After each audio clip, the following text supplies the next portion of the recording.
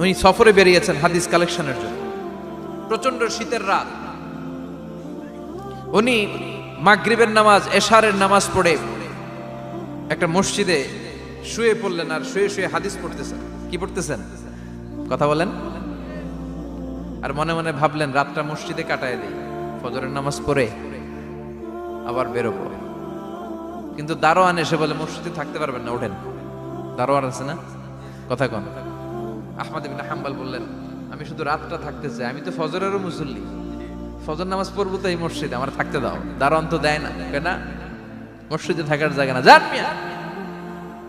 উনি যে আহমদ ইবনে হাম্বল এটা চিনে নাই, থাকতে দেয়। কি করবে এখন? উনি কাঁথা গুছিয়ে হাদিসের কিতাব নিয়ে কাঁধের মধ্যে ব্যাগ নিয়ে মসজিদ থেকে বেরোয় গেলেন। কি আর করবেন, প্রচন্ড শীত, আর কাঁপতেছেন, বুড়ো মানুষ। পথিমধ্যে দেখলেন বাজার, বাজার একজন খাব্বাজ, শাবুন খাব্বাজ, যুবক রুটি বিক্রেতা। সে রুটি বিক্রি করে, চুলার মধ্যে রুটি সেকে। সে যে সালাম দিল আসসালামু আলাইকুম, যুবক বলে ওয়ালাইকুম আসসালাম।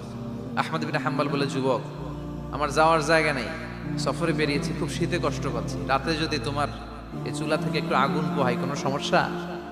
যুবক বলে না না সমস্যা না, আহলান ওয়া সাহলান, কোর সামনে আসেন আসেন, আপনি আগুন পোহাইলে আমার সমস্যা কি? সুবহানাল্লাহ পড়েন। আল্লাহ শুকরিয়া করে উনি বসলেন আর আগুন পোহাচ্ছেন। আর খেয়াল করলেন যুবক রুটি বানায় আর পরে আস্তাগফিরুল্লাহ, রুটির দলা বানায় পরে আস্তাগফিরুল্লাহ, খামির বানায় আর পরে আস্তাগফিরুল্লাহ, রুটি নিয়ে উনুনের ভিতরে চুলার ভিতরে সেকা দেয় আর পরে আস্তাগফিরুল্লাহ। দোকানদারের কাছে কেউ আসলেই সে রুটি দেয় আর পরে আস্তাগফিরুল্লাহ। ক্রেতার কাছ থেকে টাকা নিয়ে ক্যাশ বক্সে রাখে আর কি পড়ে, আবার রুটি বানানো শুরু করে আর কি পড়ে, খালি এইটাই পড়তেছে। ইমাম আহমদ ইবনে হাম্বল তো আবার কিরে, এটা আবার কেমন যুবক, খালি আস্তাগফিরুল্লাহ।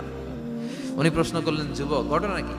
আসার পর থেকেই তোমার দেখতেছি তুমি রুটি বানাও, রুটি বিক্রি করো আর পড়ো আস্তাগফিরুল্লাহ, মালাকা ইয়া শাবাব।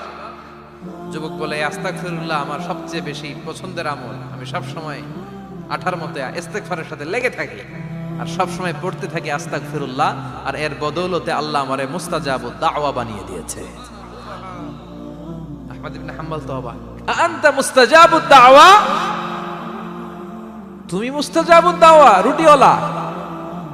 আমি এত বছর হাদিস পড়াই, আমিও তো মুস্তাজাবুদ দাওয়া না, আর তুমি রুটি বেচো বাজারে, তুমি মুস্তাজাবুদ দাওয়া, তুমি দোয়া করলে সব কবুল হয়ে যায়। যুবক বলে না আনা মুস্তাজাবুদ দাওয়া, আমি আমার জীবনে যত দোয়া করেছি কবুল করে নিয়েছে কে? সব দোয়া কবুল করে নিয়েছে আল্লাহ, একটা দোয়া ছাড়া। কয়টা? আহমদ ইবনে হাম্বলের কৌতূহল, কিউরিয়াসিটি আরো বেড়ে গেল। কি? সব দোয়া কবুল হয়েছে, একটা দোয়া ছাড়া। মাযালিকা দোয়া ইয়া শাব, কি সেই দোয়া? যুবক এবার বলতে শুরু করলো আমার জীবনে যে দোয়াটা আল্লাহ কবুল করে নাই সেটা হচ্ছে আমি আল্লাহর কাছে অনেক চেয়েছি, অনেক দোয়া করেছি যে আল্লাহ, শুনেছি এই জামানার সবচেয়ে বড় মুহাদ্দিস, তার নাম নাকি ইমাম আহমদ ইবনে হাম্বল। আল্লাহ তোমার কাছে আমার চাওয়া আমি যেন এই ইমাম আহমদ ইবনে হাম্বলের দেখে মরতে পারি, আমি যেন ইমাম আহমদ ইবনে হাম্বলের হাতে হাত রেখে মুসাফা করতে পারি আর তার কপালে একটা চুমু এঁকে দিতে পারি। আহমদ ইবনে হাম্বল আবেগপ্রবণ হয়ে গেলেন, চোখের পানি ছেড়ে দিলেন, বললেন যুবক তোমার এই দোয়াটাও কবুল হয়ে গিয়েছে। আহমদ ইবনে হাম্বলের দেখা সাক্ষাৎ পাওয়ার জন্য আহমদ ইবনে হাম্বলের বাড়িতে তোমার যাওয়ার দরকার নাই, আহমদ ইবনে হাম্বল তোমার দরবারে ছুটে এসেছে। আনা আহমদ ইবনে হাম্বল মুহাদ্দিসুদ দাহর, আমি নিজেই আহমদ ইবনে হাম্বল। যুবক চোখের পানি ছেড়ে দেয়, আহমদ ইবনে হাম্বল চোখের পানি ছেড়ে দেয়।